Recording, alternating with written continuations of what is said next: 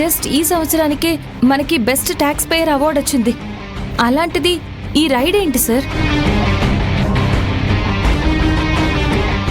Yes, good point. Nilaveni, కమాన్.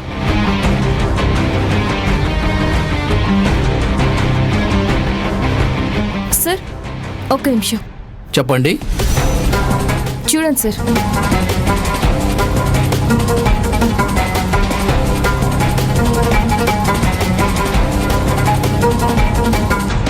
ఇది మీ income tax department వాళ్ళే మా కంపెనీకి జెన్యూన్ ట్యాక్స్ పేయర్ అనే సర్టిఫికెట్ మెచ్చుకుంటూ ఇచ్చారు.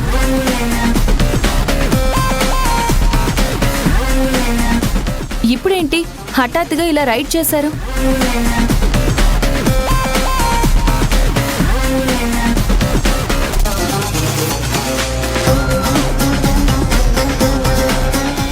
మిమ్మల్ని చూస్తుంటే నాకేదో తేడా కొడుతుంది సార్.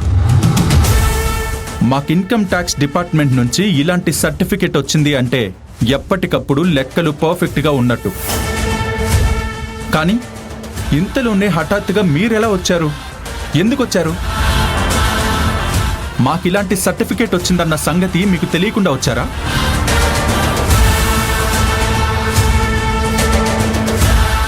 ఆ మాత్రం ఇన్ఫర్మేషన్ కూడా మీకు లేదు అంటే నాకు నమ్మబుద్ధి కావడం లేదు.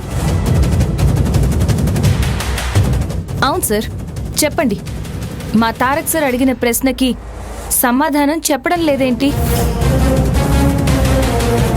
మీరు సమాధానం చెప్పలేకపోతున్నారంటే పర్సనల్ ఇంట్రెస్ట్కి ఏమైనా తీసుకొని వచ్చారా, లేకపోతే రియల్ గవర్నమెంట్ సర్వెంట్ లాగా వచ్చారా? ఏంటి మిస్టర్, ఏం మాట్లాడుతున్నారు? పర్సనల్ ఇంట్రెస్ట్తో రావడం ఏంటి? సార్, మీరు దబాయించినంత మాత్రాన మీరు చేస్తున్న తప్పు ఒప్పైపోదు. మేం తప్పు చేయడం ఏంటి? జెన్యూన్ ట్యాక్స్ పేయర్స్ అని మీ డిపార్ట్మెంట్ నుంచే లెటర్ పంపించారు. ఇప్పుడు మీరు చేస్తున్న పని వల్ల మా కంపెనీ రెప్యుటేషన్ తగ్గే ప్రమాదం ఉంది. షేర్స్ వాల్యూ పడిపోయే అవకాశం ఉంటుంది. ఒకవేళ షేర్ వాల్యూ నిజంగానే పడిపోతే దానికి మీరందరూ కోర్టులో సమాధానం చెప్పాల్సి ఉంటుంది.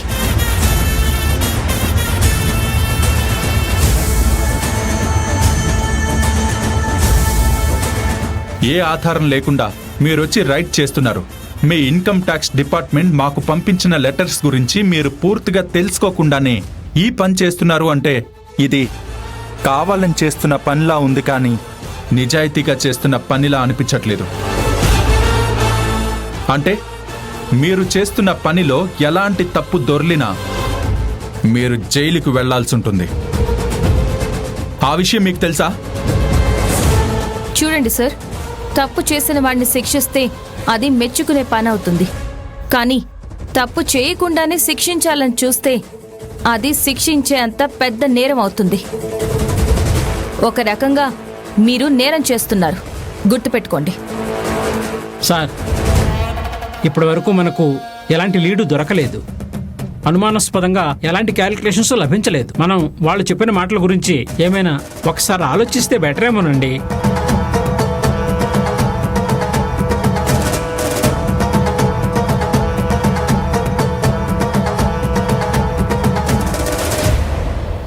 వీఆర్ వెరీ సారీ, మాకేదో రాంగ్ ఇన్ఫర్మేషన్ వచ్చింది. అది పట్టుకొని మేము రైడ్ చేయడానికి వచ్చాం. Sorry for the inconvenience. Raid close చేసి ఇప్పుడే క్లియరెన్స్ సర్టిఫికేట్ ఇస్తాం. సురేష్, ఆ ఫైల్ ఇటేవు.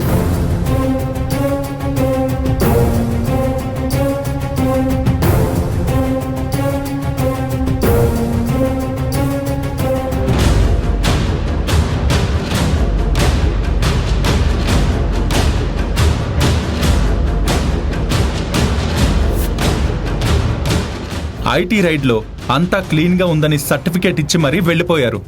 ఇంకా ఆలోచించడానికి, ఆలస్యం చేయడానికి కారణాలేం లేవు డాడీ.